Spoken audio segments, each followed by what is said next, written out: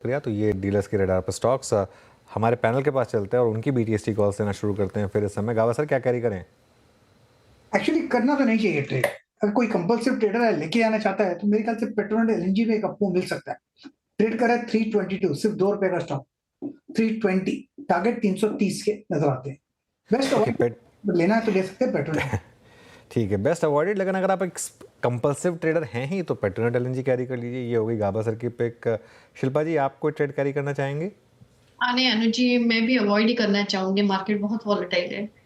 Okay ठीक है, avoid. Cash, cash is a position. बीरो जी हाँ। मानस, आपका ट्रेड? देखिए, मेरा ट्रेड एक सेल ट्रेड होगा। एसआरएफ में बिकवाली करने की राय रहेगी। फ्रेश ब्रेकडाउन है, पैटर्न नेगेटिव है। उम्मीद कर सकते हैं ये करीब 60-70 रुपए का डाउन साइड आपको एसआरएफ में करंट लेवल से देखने को मिल सकता है। तो एसआरएफ के फ्यूचर में जो कि 2146 के आसपास चल रहा है, उसमें बिकवाली करने की राय रहेगी।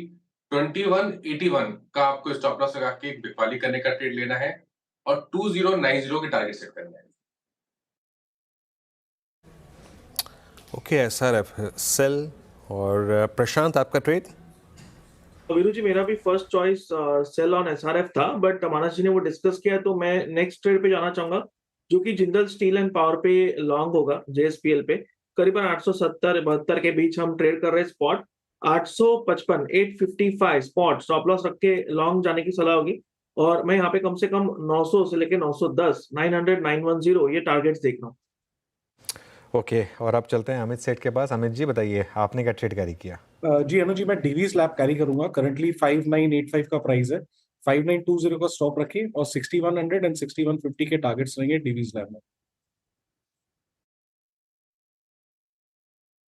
ओके, दिवीज लैब में आपका बाय ट्रेड है। और सोलंकी जी, आप कोई ट्रेड कैरी करना चाहेंगे या फिर कोई कॉल जो इस वक्त आपको?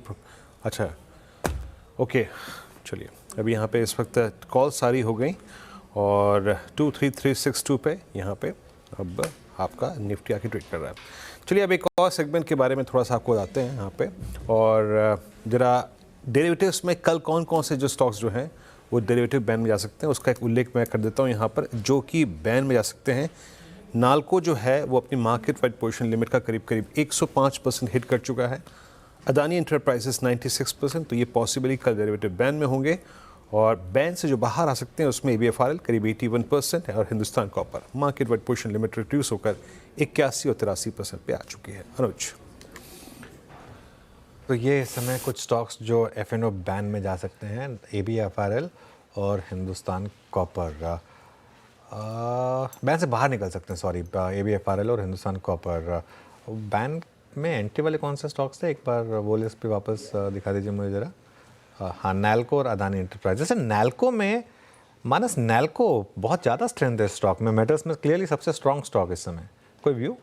जी, तो बिल्कुल यहाँ पे बहुत क्लियर पैटर्न है। हाई टॉप्स हाई बॉटम्स का पैटर्न है। फ्रेश ब्रेकआउट आज देखने को मिला है। मेरे ख्याल से तो यहाँ से भी करीब-करीब 30 से 32 रुपए का अपसाइड आपको देखने को मिल सकता है। अभी भी करंट लेवल्स पे भी खरीदारी करने की राय रहेगी, क्योंकि अगर आप देखें तो जो सपोर्ट है इंट्राडे चार्ट पे, अगर हम उस सपोर्ट की बात करें पोजिशनली, तो वो 238 के आसपास आता है। तो 10 रुपए का रिस्क है, लेकिन ऊपर की तरफ 30 रुपए का रिवॉर्ड है। तो करंट लेवल्स पे भी खरीदारी करने की राय रहेगी। 237 के स्टॉप लॉस लगाना है। ओके, चलिए अब हम कल की तैयारी कर रहे हैं, लेकिन आपको बता दें कि अब श्रेया भी जुड़ गई हैं शो में हमारे साथ। और जैसे ही ये शो खत्म